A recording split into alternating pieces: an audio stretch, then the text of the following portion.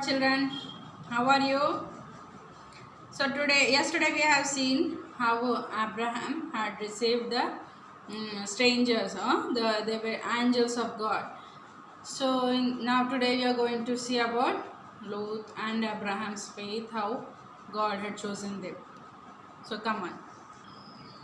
So see here children, what happened one day. God told Abraham, the people in this Sodom and Gomorrah are very evil, and everything they do is wicked. I am not pleased with this wickedness. So Abraham knew God about sin and perversion. So Abraham knew sin needed to be destroyed. So since God and Abraham were the friends, so Abraham asked God. God said, I am going to destroy this. So Abraham asked God that, if there are 50 people in this city, will you destroy it? Surely there must be some good people in the city. You wouldn't want to kill them along with the bad people. So if there are 50 good people, for their sakes I am not going to destroy the city, God said. Suppose, or if there are only 45 good people, said Abraham, will you spare the city?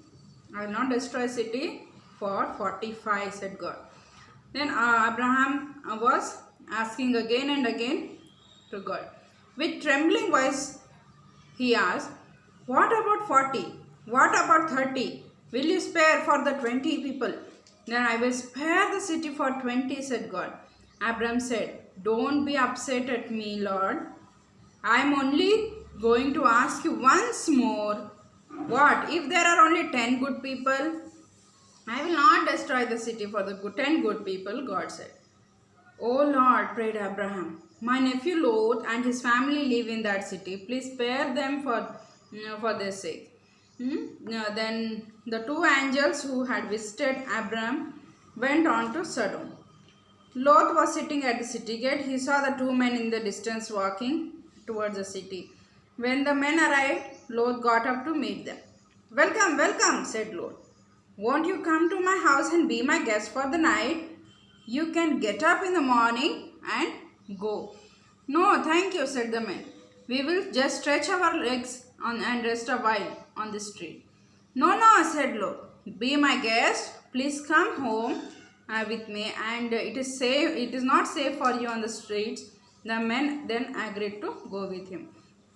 Then Lot was much like his uncle Abraham when it came for the entertainment of his friend.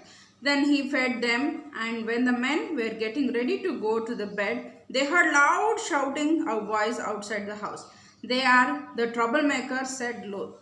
So I'll go out and talk to them and see if they could go away.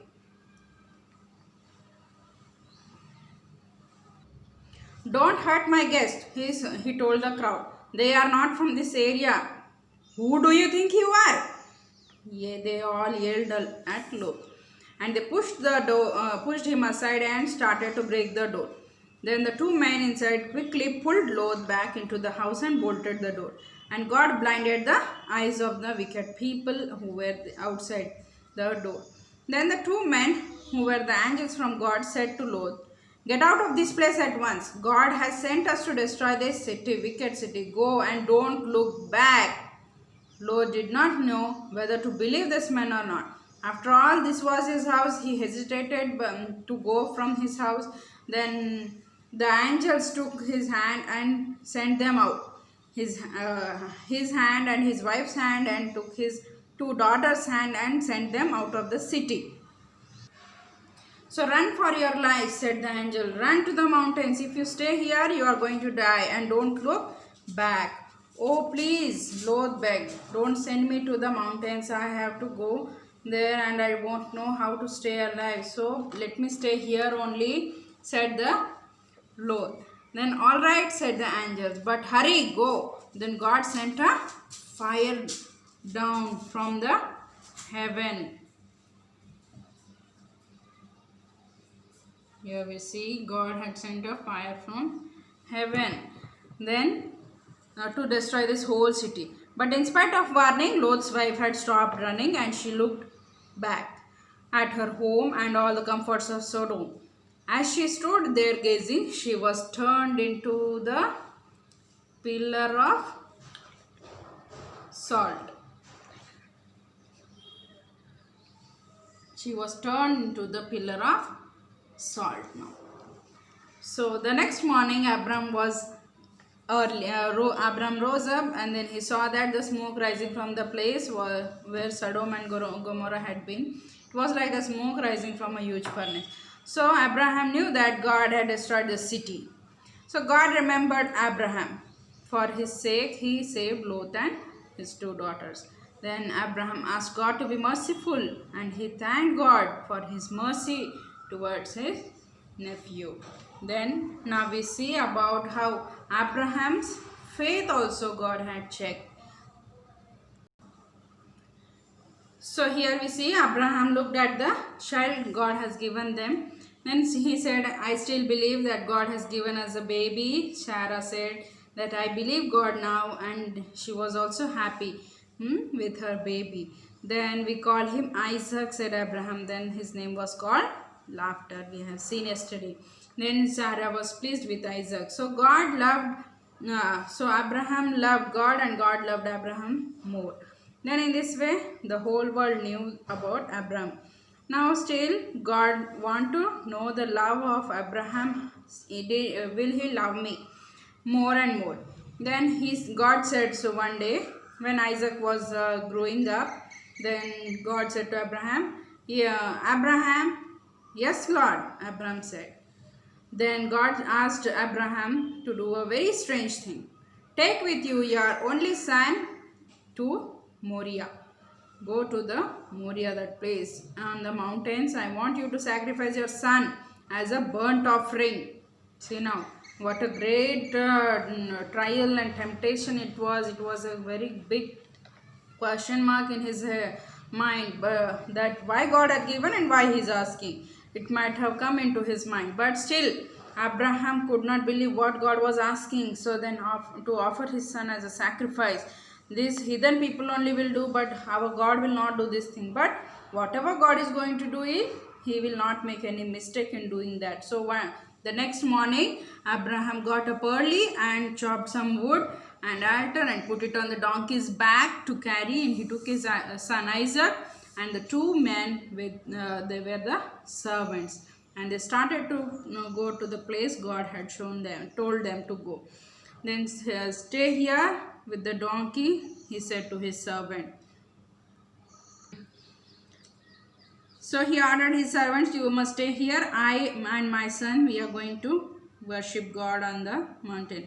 So Abraham placed the wood for the burnt offering on the Isaac's shoulders, and the 2 of them went on together. Isaac walked happily with his father. Then he asked, Father, you are having a knife and I am having the wood. So where is the lamb for the sacrifice? Then Abraham was shaken, but showing faith, he answered, God will provide himself a lamb.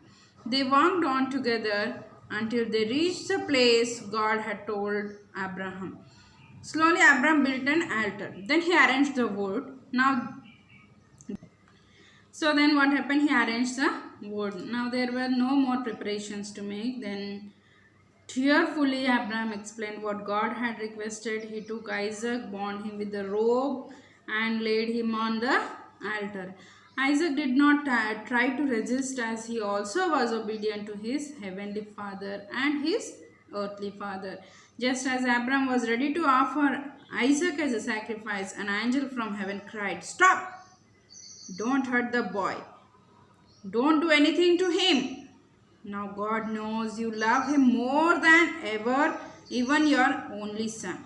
Then Abraham saw a ram caught in a thicket by his horns and offered it as a sacrifice. He took this and he offered the lamb as a sacrifice.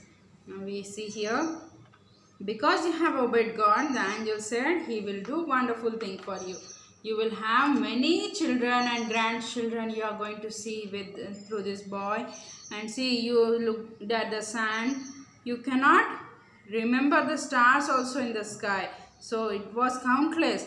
So in this way, God is going to give you a good blessing, that how many children God will give you. You are going to see. He won't allow your enemies to conquer you, and the people will be blessed throughout the world because of you. I don't deserve all this, said Abraham. Why is God doing this? He's doing this, said the angel, because you have obeyed him.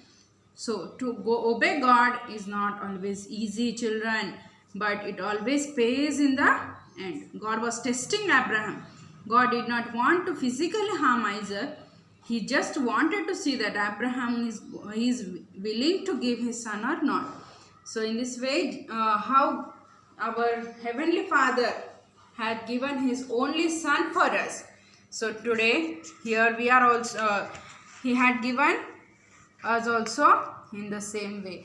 So dear children, we also must be ready to give our lives, to surrender our lives for our Lord Jesus. These are very end days. Prepare yourselves for the Lord's coming by surrendering yourself to God in every difficult situation. Okay, so then when God is in you and you are with God, there is a very happy moments we are going to see. So please learn the memory verse from Hebrews 13 chapter. Hebrews chapter 13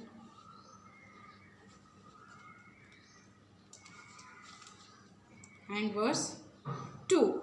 Be not forgetful to entertain strangers, for thereby some have entertained angels unawares. So knowingly or unknowingly we have to entertain our strangers, means call them and call them into your houses and feed them and make satisfy them, so that you will be pleasing God unknowingly. Okay, so in this way may Lord help us. Come and close your eyes, come upon your knees. Thank you, Jesus, for giving this wonderful and precious time. How Abraham have been offering Isaac, and Lord Jesus, we have seen how you have saved Lot only due to the faith of Abraham. Lord Jesus, in the same way, help us also, Lord, to save others, to entertain the strangers, and to sacrifice ourselves for your kingdom, O Lord Jesus. Bless us, prepare us, and keep us from every evil and harm things, and Lord, from all the wild things of this world, and bless us, O Lord. Thank you for giving this precious time. Help that man mold us. I offer this small prayer in the name of my Lord and Savior Jesus Christ. Amen. Praise the Lord, children.